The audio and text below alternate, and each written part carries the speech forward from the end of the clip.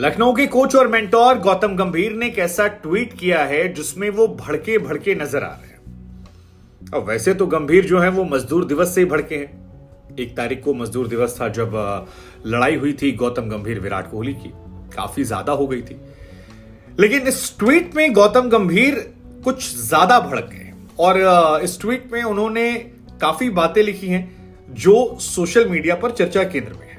हालांकि इस ट्वीट के इतर ये बात स्पष्ट है कि विराट और गौतम गंभीर के बीच में जो लड़ाई हुई थी वो खत्म नहीं हुई है, वो मैदान पर खत्म हो गई है।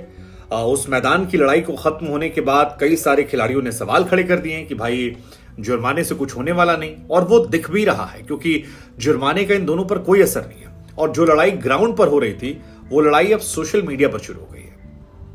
आप उसे पीआर के जरिए कह सकते हैं, आप उसे फैंस के जरिए कह सकते हैं, या जो गौतम गंभीर ने किया है उसके जरिए कह सकते हैं। दरअसल गौतम गंभीर लगातार टैग किए जा रहे थे एक न्यूज चैनल की क्लिप में, और लगातार गौतम गंभीर से सवाल लोग पूछ रहे थे ट्विटर पर।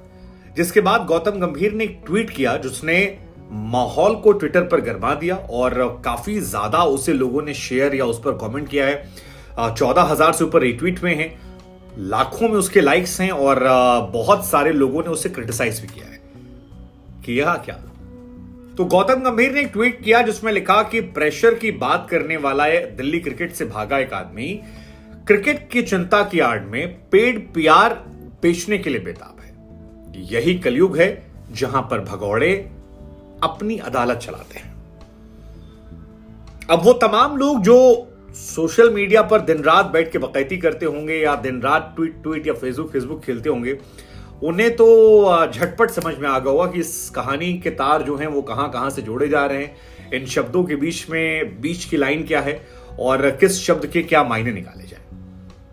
लेकिन हमारे और आपके जैसे जो कुछ 2-4 मासूम लोग हैं जिन्हें नहीं पता कि गौतम गंभीर का ट्वीट जो है जिसमें लिखा गया कि प्रेशर की बात कर दिल्ली क्रिकेट से भागने वाला एक आदमी क्रिकेट की चिंता की आड़ में पेड पीआर को बेचने के लिए बेताब है, कलयुग है जहां पर भगौड़े अपनी अदालत चलाते हैं, इसके मायने क्या है?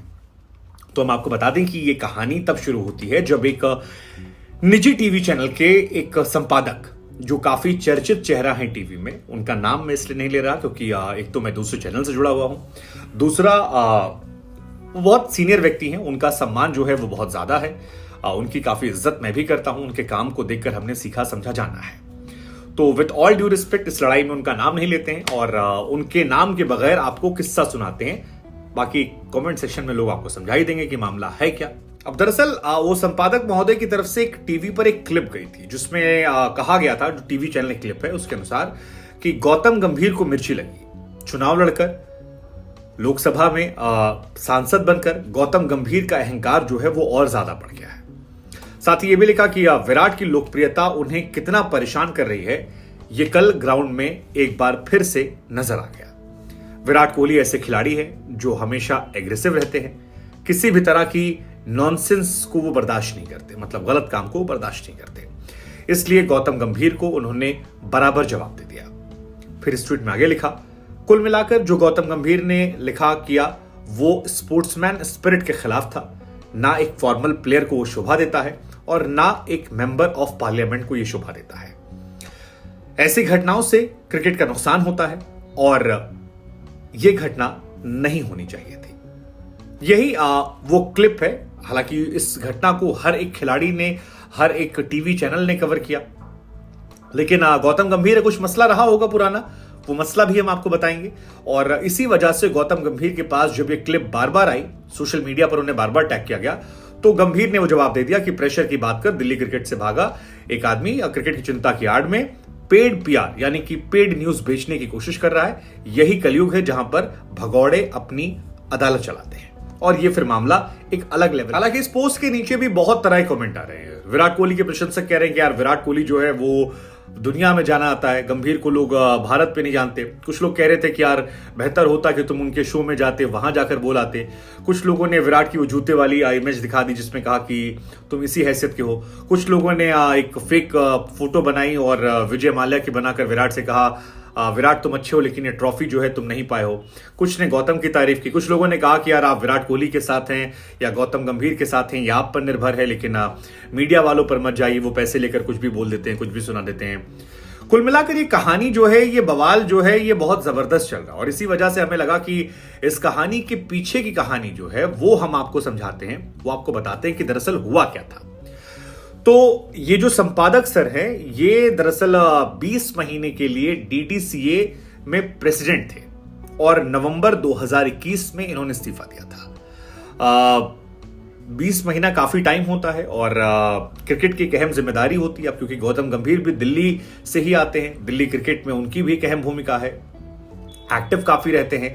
तो ये आप मान सकते हैं कि इन दोनों के बीच में उस टाइम पे काफी क्लैशेस हुए होंगे और यही वजह है कि ये विराट कोहली का समर्थन या विराट कोहली का विरोध करने से ज्यादा इसे आप पर्सनल टसल का नाम दे सकते हैं। और इसी वजह से गौतम गंभीर ने, क्योंकि गंभीर बहुत लोगों ने सवाल उठाए, लेकिन गंभीर ने यही जवाब। बड़ी बात ये, गौतम गंभीर ने किसी का नाम नहीं लिखा था, तो नाम तो लोगों ने गेस कर लिया क्योंकि गंभीर ने उस पोस्ट में एक हिंट दे दी थी।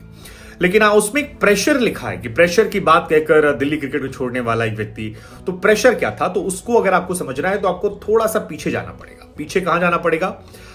ये संपादक महोदय जो 20 महीने के लिए डीडीसीए के प्रेसिडेंट थे, जब इन्होंने रिजाइन किया था तो एक इन्होंने नोट जारी किया था और उस नोट में बताया था कि दिल्ली का क्रिकेट एसोसिएशन जो है वो खींचतान, एडमिनिस्ट्रेशन के दबाव से भरा हुआ है, यहां पर पॉलिटिक्स बहुत ज्यादा है। उन्होंने कहा कि मुझे लगता है कि यहां पर क्रिकेट के इंटरेस्ट के खिलाफ साजिशें चलती हैं। ऐसा लगता है कि मेरी सत्यनिष्ठा, मेरी ईमानदारी और मेरी पारदर्शिता के सिद्धांतों के साथ इस जगह पर रहना मुमकिन नहीं है। और यही पोस्ट लिखकर उसके बाद उन्होंने इस पद से इस्तीफा दे दिया था, क्योंकि ये मामला जो था ये क्रिकेट से जुड़ा हुआ था, क्रिकेट में उन्होंने क्विट किया था। तो गौतम गंभीर ने इसी बात को आधार बनाकर वो लिख दिया कि प्रेशर की बात कहकर क्रिकेट से भागा एक आदमी क्रिकेट की चिंता की आड़ में पेट प्यार कर रहा है।